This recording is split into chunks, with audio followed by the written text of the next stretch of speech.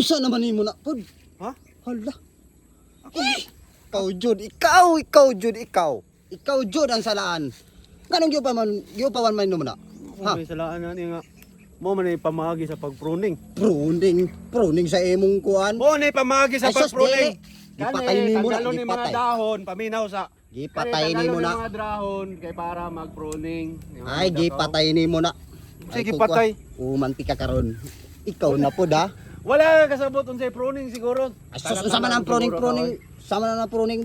Pruning. Pruning. Research na sa Google ang pruning mo na proseso sa pagpabunga sa usa ka tanom. Asus. Mo na siya ang Di ko pruning, mutuwa gitawag na siya pruning. Di ko lagi mo tuwa na. Anong di mo ka mo to?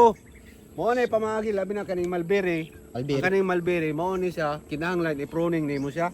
Kay para sa sunod ana mag-ihap kag mga 45 days pag humani mo ma-pruning, mamunga na dahil na siya. Por- Ano man niyo? Nangatanggal na mga dahon. 45 days. Oo, gani, 45 days. Bali gani ina mo.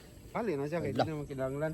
Ang uban ginabawog gani na bawog. Sa may bawog ay babali na ba mabali na.